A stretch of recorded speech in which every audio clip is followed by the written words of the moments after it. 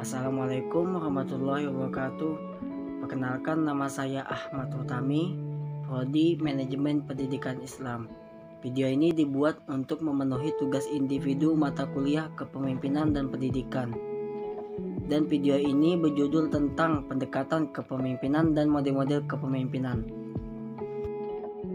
Adapun poin-poin penting yang akan dibahas di video ini ada 3, yaitu pendekatan sifat, kedua pendekatan perilaku, dan ketiga pendekatan situasional atau pendekatan kontingensi.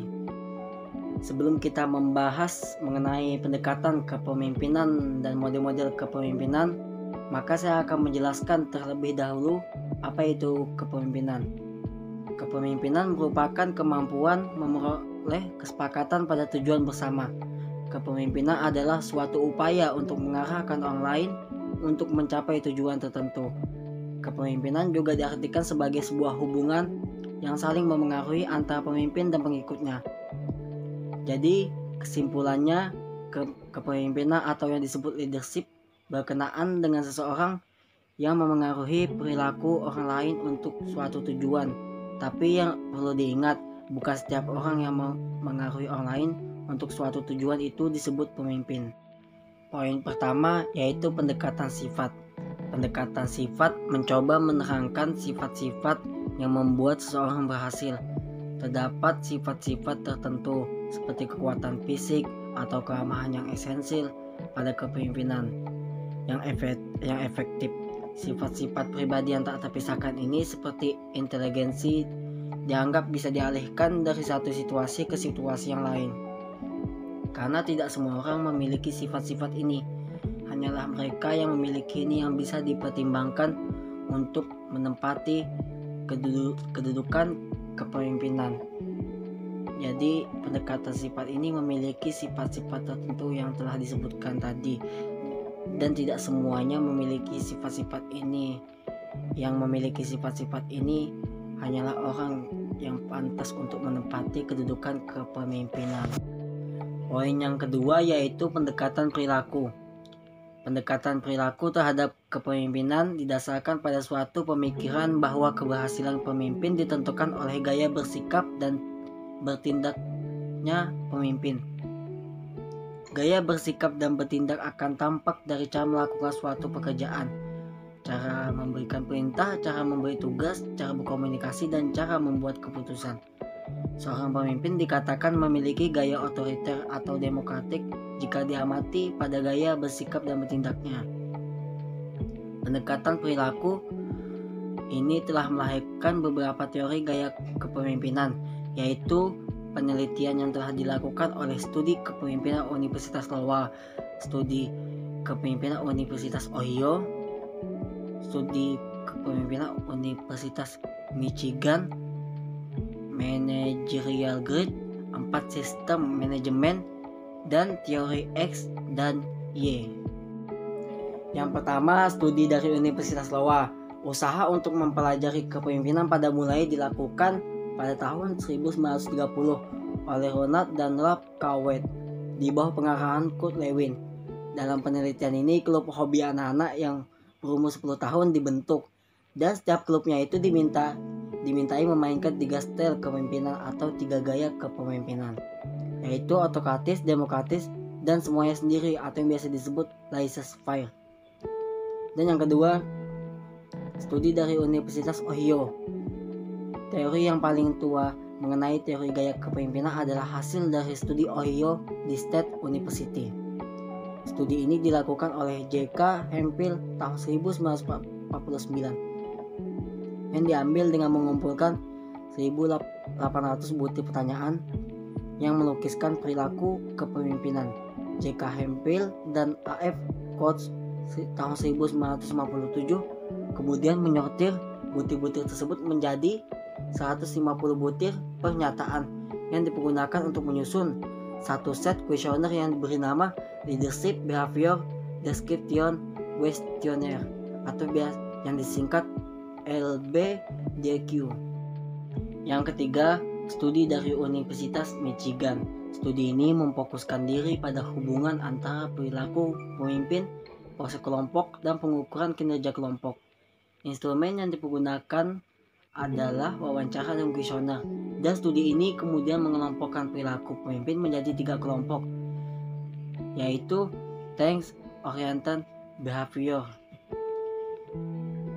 Task oriented behavior adalah para manajer yang efektif melakukan pekerjaan yang berbeda dengan para bawahannya. Mereka mengkonsentrasikan dirinya pada fungsi ketugasan seperti perencanaan, pensekedulan pekerjaan, mengkoordinasi aktivitas bawahan. Yang selanjutnya relationship oriented behavior. Para manajer dengan gaya ini memusatkan perhatiannya pada hubungan antar manusia. Mereka sopan dan mendukung bawahannya dengan percaya diri serta berupaya memahami problem yang dihadapi bawahannya. Selanjutnya Francis Likert dalam Handako. Pada kesempatannya hampir bersamaan dengan studi yang dilakukan di Ohio, juga memiliki sasaran serupa, yaitu untuk mengetahui karakteristik perilaku pemimpin terhadap prestasi dan kepuasan kerja kelompok karyawan. Ada 2 gaya kepemimpinan yang dikenali pada studi ini, berorientasi karyawan dan berorientasi produksi. Yang keempat, model managerial grid. Model managerial grid awalnya dikembangkan oleh Robert Black dan Jen Morton antara tahun 1958 dan tahun 1960 dan pertama kali diterbitkan pada tahun 1964. Model managerial grid memprediksi pendekatan atau gaya kepemimpinan ini tertentu ketika para pemimpin beroperasi dengan berbagai kombinasi atau integrasi dari 2 dimensi sikap. Model ini menawarkan model kepemimpinan yang konsisten dengan konsepsi baru ini. Yang kelima, 4 sistem manajemen. Salah satu pendekatan yang dikenal dalam menjalankan gaya kepemimpinan yang dikembangkan oleh Francis Likert. 4 sistem tersebut terdiri dari sistem 1, otoritatif dan eksploitatif, yaitu manajer membuat semua keputusan yang berhubungan dengan kerja dan memerintah para bawahannya untuk melaksanakannya. Yang kedua, sistem 2, otoritatif dan benevolent, yaitu manajer tetap menentukan perintah-perintah tetapi memberi bawahan kebebasan untuk memberikan komentar terhadap perintah-perintah tersebut. Yang ketiga, sistem 3, konsultatif. Manajer menetapkan tujuan-tujuan dan memberikan perintah-perintah setelah hal-hal itu didiskusikan dahulu dengan bawahan. Sistem 4, partisipatif, merupakan sistem yang paling ideal menurut Likert tentang cara bagaimana organisasi seharusnya berjalan. Tujuan-tujuan ditetapkan dan keputusan-keputusan kerja dibuat oleh kelompok. Bila manajer secara formal yang membuat keputusan, mereka melakukan setelah mempertimbangkan saran dan pendapat dari para anggota kelompok. Teori yang keenam, teori X dan Y, M.J. Gregor. Pada teori X, M.J. Gregor mengasumsikan rata-rata manusia secara inheren tidak menyukai pekerjaan. Hal ini dibuktikan dengan penekanaan pada manajemen yang menekankan pada produktivitas kerja. Lebih lanjut, penekanan secara kontemporer terhadap reward untuk kinerja individu mencerminkan bahwa terdapat keyakinan dasar manajemen dalam menghadapi kecenderungan manusia untuk menghindari kerja. Asumsi teori Y menawarkan kemungkinan adanya dorongan yang kuat terhadap pertumbuhan dan perkembangan manusia di dalam situasi kerja organisasi. Prinsip-prinsip utama organisasi yang berasal dari teori X adalah petunjuk dan kontrol. Prinsip utama yang berasal dari teori Y adalah integrasi dan dukungan. Poin ketiga mengenai pembahasan pendekatan kepemimpinan dan model-model kepemimpinan, yaitu pendekatan situasional atau pendekatan kontingensi. Pendekatan kepemimpinan situasional adalah atau pendekatan kontingensi merupakan suatu pendekatan terhadap kepemimpinan yang menyatakan bahwa pemimpin memahami perilakunya, sifat-sifat bawahannya, dan situasi sebelum menggunakan suatu gaya kepemimpinan tertentu. Pendekatan ini mensyaratkan pemimpin untuk memiliki keterampilan diagnostik dalam perilaku manusia. Yang pertama, model pendekatan kepemimpinan kontingensi dikembangkan oleh Fiedler. Menurut model kepemimpinan ini terdapat 3 variabel utama, yaitu hubungan pribadi pemimpin dengan para anggota kelompok, atau disingkat hubungan pemimpin dan anggota. Kadar struktur tugas yang ditugaskan kepada kelompok untuk dilaksanakan atau disebut struktur tugas, dan kekuatan dan kewenangan posisi yang dimiliki atau yang biasa disebut kuasa posisi.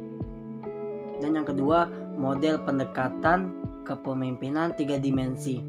Model kepemimpinan ini dikembangkan oleh Redin. Model 3 dimensi ini pada dasarnya merupakan pengembangan dari model yang dikembangkan oleh Universitas Ohio dan model managerial grid.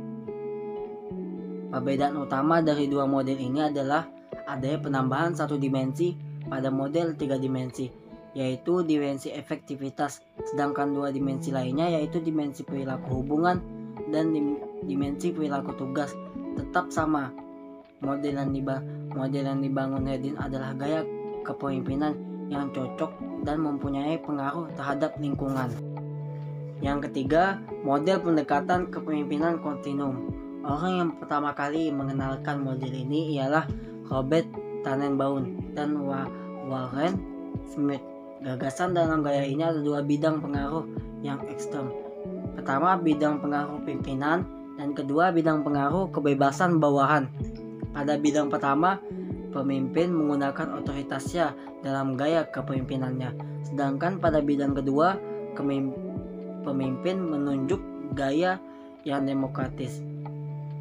Yang keempat, model pendekatan kepemimpinan Patgol. Patgol teori adalah suatu teori di mana suatu pekerjaan pemimpin untuk membantu pengikut-pengikutnya dalam mencapai sasaran dan mempersiapkan kebutuhan, arahan, dan dukungan. Hal yang utama di dalam teori ini adalah bahwa pekerjaan pemimpin membantu para pengikutnya mencapai sasaran dan mempengaruhi pengikutnya untuk memastikan bahwa sasaran mereka konsisten dan keseluruhan tujuan dari suatu kelompok atau suatu organisasi tersebut. Mungkin cukup sekian pembahasan dari saya mengenai pendekatan kepemimpinan dan model-model kepemimpinan. Wallahu muwaffiq ila aqwamit thoriq. Wassalamualaikum warahmatullahi wabarakatuh.